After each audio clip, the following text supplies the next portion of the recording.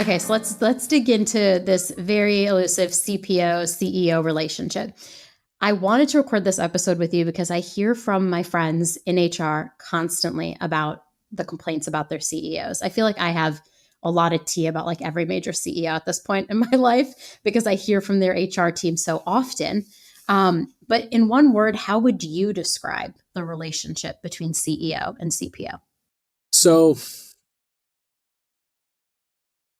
I think like traditionally in the sense of like you're talking about with your like where I have my friends that also work with HR and vice versa. I think like traditionally the word I would use is like fickle. It's like very emotional where like I think some days CEOs look at HR and like, oh, they're like amazing. They helped me with this like thing and like, boom, it was great. We got this great person. That was such a cool event. Like they had like have like, and then like all of a sudden it's like, what the hell are they doing? Like, why are we doing this thing?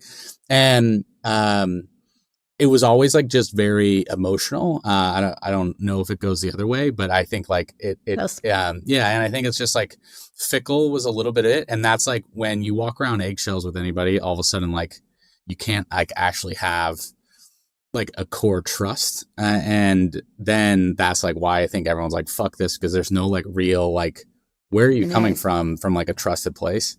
And, I think like that's kind of like the issue. I think traditionally it's like it's just like so emotional both ways, and I think it comes a little bit from like lack of not knowing the perspectives that every person's coming from. Yeah.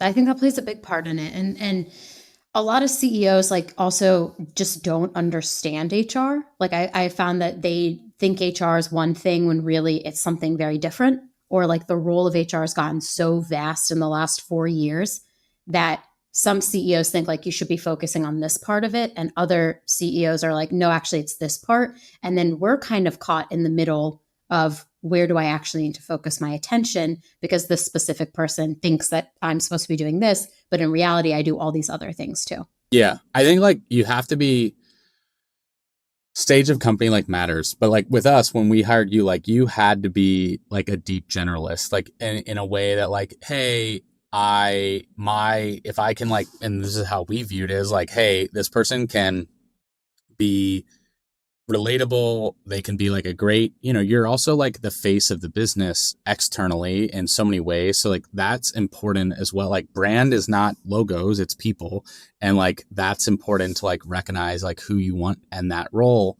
And then the other aspect of it is like, does someone have a shitty attitude and you're like, hey, I gotta go figure this out like with this contract or go figure this thing out, that like it's like that's not a core skill set. Like no one can do finance, legal, recruitment, uh, you know, pay ops. Like there's Talent. so many talent. There's so many things that like no one's going to be great at all those things. It's like impossible. I think that's also though where like the frustration comes in is like, okay, some CPOs are like, yeah, I can do all these things, but then it's like, well, I love the attitude, but no, you're not good at these things. And then like as businesses scale, I think that's like that tension that happens naturally is like, hey, yes, thank you, but no, that wasn't good. And I think like CEOs also are probably insecure and like going through the same things of like, I was good at this thing at this phase of the company and I'm not good at that anymore. And so, but I think that's that change where people like on the people side, it's such a vast amount of responsibilities, especially for like upstarts and growing companies, that like it almost just sets the person up to not succeed. Um, and that's like, well, what the hell, and it's like, okay. And anyway, that's the kind of my view of how that's unfolded with all these like growth of the responsibilities.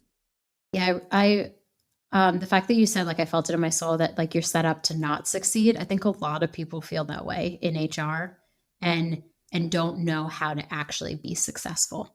And so then it like creates this tension between the CEO and HR because we really want to be good at our job, right? Like no one shows up to work and is like, I want to be shitty today. We all show up to work and like we're like, we want to be great. But then HR feels like we want to be great, but we never feel like we're set up to be great. And so then it creates this tension with you. But like do you think there's like a key to actually building that strong relationship with the CEO where HR doesn't feel like they're constantly set up to fail? So so I think consistent communication matters like a lot. So like if fickle is like where people used to be a little bit of this and like how it can be in like a negative way, I think the way you overcome that is like you emotionally regulate by like having trusted consistent communication that's like honest and upfront, and it like naturally will then have tensions because that's what happens when you have trusted consistent communication. And I think the other, I think like this is, you know, I got to know my audience here, not to just be fucking hated on LinkedIn everywhere. But I think, you know, there's something about a personality of a CPO across the board that what makes them great is that they have a pulse and like they feel things and they love to like they like see the thing that no one else sees because they always are looking and they're always having the pulse. But then the flip side of that is like they love having the pulse. It's like their skill set. And I think then the hard line is like, hey, I don't want to give up this thing because like I have the pulse of that then, but I'm actually like fundamentally at this stage not good at this anymore. Like, and I think that honesty is how you can like resolve that tension. And it's hard because it's like, you know, and I think it's like a real thing is like when does like HR actually no longer like have the pulse of the company? And it's probably when they stop doing everything. Right. And like then, so there's like a flip side of that, but I think that's when, and I think I guess, I think you could flip the same thing and say it to CEOs of like, hey, cool, you were great at this thing. Like you were the salesperson and now you're not. So it like, get over it. But I think that transition is really difficult. And it kind of goes against the grain of a lot of people's skill sets. And then there's like also potentially ego involved in all that. And I think just like consistent communication of like, hey, this is tough. I don't want to like lose sight of this because it makes my job better, but doing this thing is not good either. I like don't know what I'm doing here, or like it takes me 10 times longer than if we like hired this person or did this thing.